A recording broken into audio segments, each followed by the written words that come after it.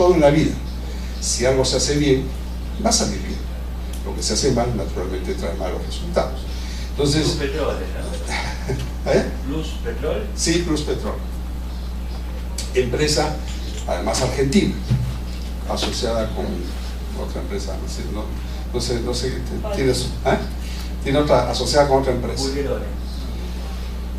Muy bien, eso es en cuanto a esta experiencia práctica. Como les dije antes, lo vamos a tratar de teorizar más adelante y de repente algún día podremos venir a hablar de teoría, pero aquí somos en práctica. Y ahí tienen, por ejemplo, la página web de Profonante, donde pueden ustedes consultar cualquier otra información adicional. Muchísimas gracias.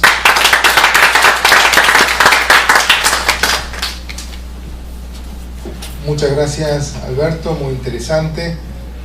Creo interesante destacar esta idea que las áreas protegidas no pueden ser islas frente a su entorno, ni el entorno tampoco puede ser indiferente frente a las áreas protegidas, que de eso se trata, ¿no? De traer al entorno al financiamiento de las áreas protegidas. Vamos a seguir ahora con la presentación de Valerie Hickey del Banco Mundial, que nos va a hablar sobre la movilización de recursos y la experiencia del banco. Valerie, please. Thank you, Alejandro. It's quite an honor, in fact quite humbling, to speak after Jose Maria and Alberto, who are obviously leaders in the field and know everything I'm going to talk about and have shown that what I'm going to talk about is possible, because in fact a lot of what they've managed to do is how we've learned lessons, and we've taken those lessons from Latin America to parts of Asia to parts of Africa where capacity isn't yet quite as high.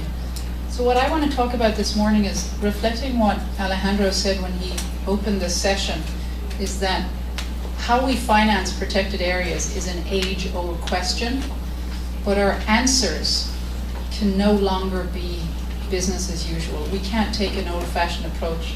As Alberto and Jose Maria have talked about, we have to get past our ardent attachment to old ideologies and really think about new approaches. So what I want to talk about today is three things. One is the importance of business planning. It may seem obvious, and I think it is to a lot of people in this audience, but it isn't yet something we all do, nor something we do well.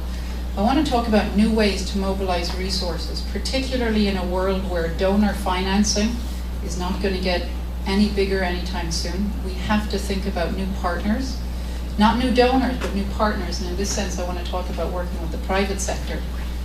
And then I want to talk about something that Alberto mentioned, that money isn't always the issue. More money isn't always the problem. Sometimes it's a matter of spending our money better. I'm talking about how we cut the cost of doing conservation. So I want to start by talking about business plans. So why are business plans important? Because it's important we understand what we need in a protected area. And we need to think about business plans as the sum of what it costs to invest in a protected area, what we need for one-off investments for infrastructure, for vehicles, plus what it costs to keep those vehicles and infrastructure running, what it costs to pay our salaries of the park rangers who are the bread and butter of making parks work. And today, in a world where we're faced with a lot of uncertainty, where we're facing food insecurity, we're facing climate shocks, we're facing changes in commodity prices that are increasing drivers of deforestation, drivers of threats against biodiversity. We need to build in resilience cushions into our business plans. And this is something new that we have to get better at finding ways to calculate.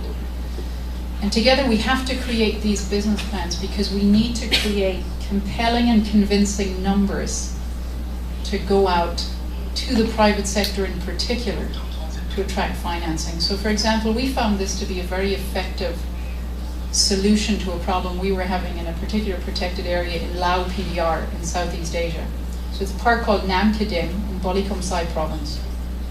Nam Keding is a small protected area. Its annual budget from the public sector, from government, was almost $5,000 a year.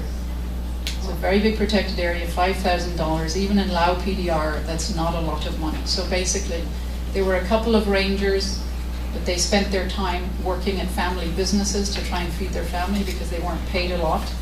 There were a few vehicles that past projects had bought, but those vehicles They didn't have any fuel to go on them. It's the usual story. We all know the story. I don't need to repeat it.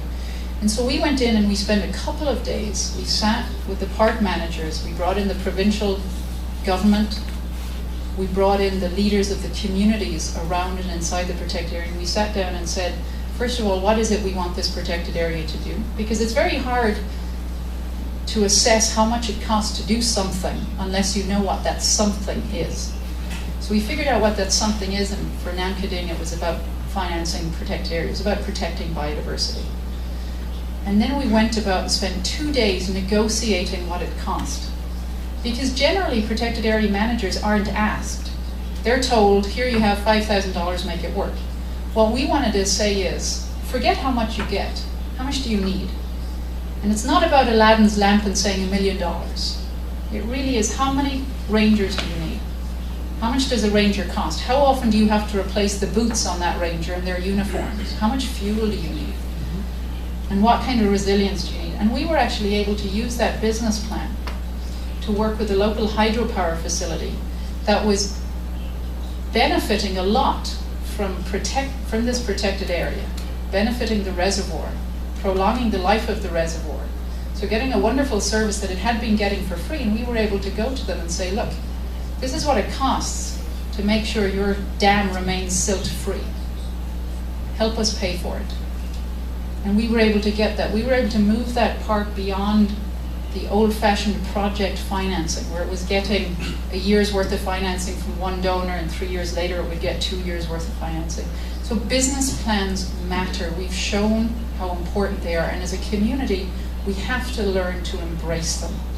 In particular, it's important to think about business plans nowadays, because we're living in a very different world than we have traditionally. If you just look at where financing is at, in 2007, admittedly before the current financial crisis, but we're getting back there, the private sector was spending over $1.2 trillion, trillion with a T, every year on development finance. That's to build roads, to build big plantations, to do agribusiness. This is changing the landscape. Compare this to less than $600 billion that the bilaterals and the multilaterals like the World Bank were spending in development finance. So the real people who are changing the landscapes around us, who can either be our partner, our best friend, or our worst enemy in terms of threatening biodiversity, is the private sector. And the private sector works in the currency of money and figures. Yes, it's interested in stories and saying why biodiversity matters, but it needs to see that translated into numbers. That's why business plans matter, and we have to get better at doing them. So once we have a business plan, then the question becomes, how do we raise money?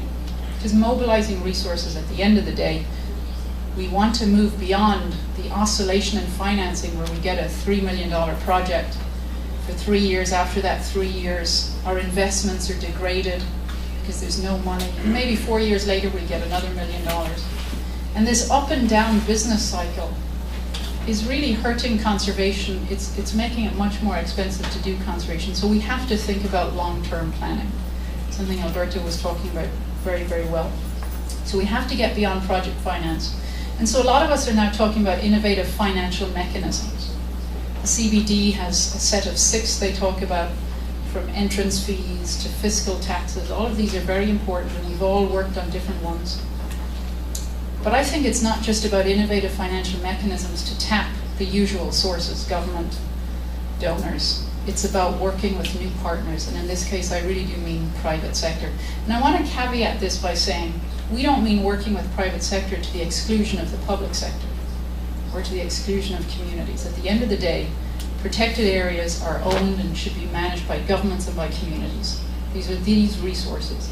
It's about working with private sector to make sure they pay for the services they get, to make sure they are good partners, responsible partners in the field, and that we can use their interests and our interests, which do collide. So I want to talk a little bit about why I think, why we found that the private sector is actually interested in conservation, beyond just as a way of giving some philanthropic money every now and again. The first reason, because sometimes they just don't have a choice. And this gets to this idea of the Paracas Fund. Lots of our countries now have very strong environmental impact assessment regulation. And with those regulations come discussions of offsets and fees that companies have to pay. So we have to take advantage of the fact that a lot of companies don't have a choice but to provide funding to compensate for their impact. Even when it's not a particular impact, they're still paying funds. So for example, we've had real success working with companies who traditionally have not been interested in conservation to get long-term financing for protected areas. In Lao PDR, for example, again in Lao. And I use Lao as an example because Lao traditionally, as I said, gives less than $5,000 per year to its parks. It's very low capacity, but even in a country like Lao, we've been able to do this. So there was a huge hydropower facility, a big dam being built on the Mekong River called Nam Tun Tu. It was going to have a big reservoir, and that reservoir was going to flood a large portion of area that was important for biodiversity. Make no mistake about it. And so we sat and we thought, as the World Bank, they came to us looking for a guarantee. We thought, is this something we want to get involved in? It's going to be, forget the social side of it, which is a whole other discussion, but just on the biodiversity side, we sat down and we thought, we really want to be involved in something that's going to flood an area that's important for biodiversity. And what we thought is, sooner or later, this dam is going to be built. There are very good development reasons for the local people, for the national economy, that this dam goes forward. So chances are they're going to find the money somewhere. And we want to make sure if that happens, that it's done under the best possible use of the mitigation hierarchy. So we spent over 10 years working with this company to reduce their impact, to avoid the very most important areas. And ultimately, what they agreed to do was give us $1 million. And by us, I mean the government of Lao. This is not money for the World Bank, obviously. But $1 million every year to protect protected areas in Lao. And for a variety of reasons, most of the money was going to one protected area, which was the watershed for the park. It was the watershed for the hydropower facility. Of course, why did they want that? Because this was in their best interest. This was going to prolong the life of their dam and make them more profit at the end of the day if the watershed services helped secure the flow of water in the long term. But what we wanted to make sure, and this is something that I think we need to be careful of when we're working with the private sector, is that we diversify. I think it was Jose Maria that said that diversification is important, and it's crucial, because what we do not want is when we get private sector companies interested, that they begin to pick winners and losers among protected areas. It's incredibly important that we talk about protected area systems. We talk about the type of participatory approach that Alberto mentioned. We talk about corridors. We talk about outside protected areas and securing those areas as much as inside. And so we made sure that a portion of the funds the company was willing to give went into a national fund that was going to support other protected areas, because we did not want one special protected area and all the other protected areas forgotten and nobody cared about them anymore. So companies sometimes have to do this, they sometimes don't have a choice, and it's not just in the world of offsets. In Liberia, for example, after the Civil War, all logging for export was banned. You were not allowed to export any more timber because there was such mismanagement and conflict in the timber industry in Liberia. So after a lot of discussions on a variety of issues, we worked with the government to ensure that for every dollar that was made when finally the export ban was lifted, a portion of that dollar went into a fund for protected areas. So again, this was not something the private sector decided to do out of the goodness of their heart. This stumpage fee was made part and parcel of their license to operate. This was something they had to do, and then it's about making sure that we're ready with business plans, with good arguments, to take advantage of their legal obligation to pay money. So that's one reason why companies, I think, are going to start working with this more and more in the future, because they don't have a choice. The second reason is because it's in their own best business interest. A lot of companies rely on the services of nature and nature-based products to actually sell their product. We all love beer. I'm Irish, so I especially love beer. And what do you need for beer? Lots and lots of fresh water. And so companies need the services that intact, healthy ecosystems provide.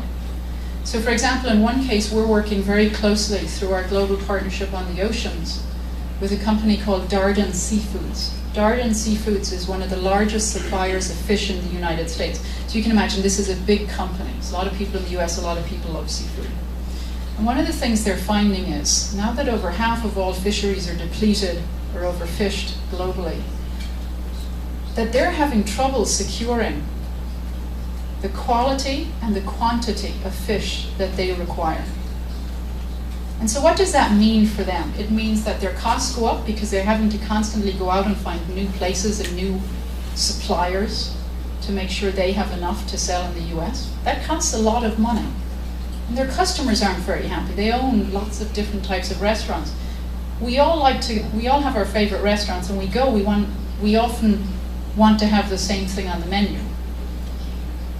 And if those things have to keep changing every time because they suddenly couldn't get the cod they always got or the tuna they always got, you have very unhappy customers, and that is bad for the business's bottom line. At the end of the day, businesses are all about profit. And so there's a good business case. So what we're doing with Darden is we're working with them to help them work with communities to create community protected areas in areas where they source their fish, so that they can know, they can reduce the uncertainty of where that fish is going to come from and how many fish they're going to have in the long term. Now, our role in this, and this I want to be very careful about, it's not the World Bank's role or any public money's role to help the private sector. We're not in this business to help the private sector. They're doing very well without us. But it is our role to use public money to decrease the barriers to entry for communities in this case. So for example, communities don't know, they don't have the capacity yet. They don't understand how to get into contractual relationships and use the money well that they're getting from Darden to manage a protected area. So it's our job to help them.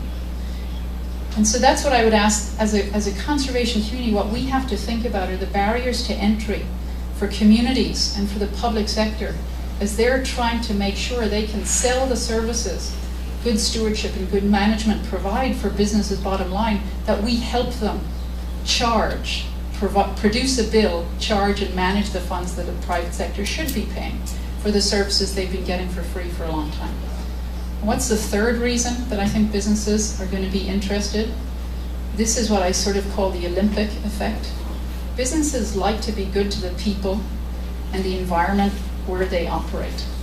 They like to sponsor the local schools, and they want to make sure they live and their employees live in a clean and safe environment. And so this social license to operate is an incredibly important part of what companies are thinking about and providing resources for. If you look at the example in Brazil, for example, with Petrobras, the largest oil and gas company in the country, they've been working through Fumbio, which is the Profinampe equivalent trust fund in Brazil, to accept money from Petrobras to manage marine protected areas, to help support manage protected areas. Now, is it all just out of the goodness of their hearts for a social license to operate? Some of it really is. Some of it is because they don't have a choice. There's a mixture, and this is what we have to remember with companies. There's no one good reason to approach them. And this, again, is where the business plan is important. We have our numbers, and we go to them, and we can show them why it is they need to work with us, and they need to start providing money for protected areas. And so, before I end, I just want to say, again, it's not just about raising money. We also have to think about cutting costs. And this is something we always forget in conservation. We're constantly saying we need more money, we need more money. And donors are getting fed up of hearing this. The private sector will very quickly get fed up of hearing this if they're not seeing results. And so what I think we need to remember is there's a couple of things we need to get right to cut the cost of conservation and to make it a more attractive value proposition for the private sector. First is we have to help get the policy fundamentals right. That means we have to work with the public sector and with communities to make sure particularly issues of ownership are resolved and accountability are resolved. Who's responsible for making sure that watershed service that a hydropower facility is paying for actually gets delivered? Who owns that service? Who should benefit from any flow of funds? Those are issues. The policy fundamentals are important. We have to get the pricing right. That's what business plans are for. We have to make sure that there are credible intermediaries that can accept and manage the funds that are available. Often private sector, they don't have biodiversity expertise. They don't want to have to employ lots of conservation biologists. They want to know there's a reputable outfit that they can give their money to who will ensure it's well managed from a financial perspective, but also well managed from an impact perspective. That's why Profinampe has been so utterly successful, because everybody knows they have shown they can do the job, do it well. And it matters that we as the conservation community help the public sector, help communities build those institutions that can well manage money that they get. So we do have to optimize the use of existing funds, make sure we get the biggest bang out of every buck we have, because there is never going to be enough money, so we have to increase that. We also have to invest in activities that reduce the cost of conservation. This is where, in terms of mobilizing resources, we also have to think about what we fund. So that's why at the bank we're getting more and more involved in issues of wildlife law enforcement, because we're very concerned that we spend a lot of time doing protected area management, and then we see that the benefits arising from that management, you suddenly have flourishing biodiversity, are all captured by an organized gang who poaches everything in the forest. And that is not what we want. So we need to get involved in activities that reduce the cost of conservation. And that also includes working with the private sector, not just to get money, but to make sure that their decision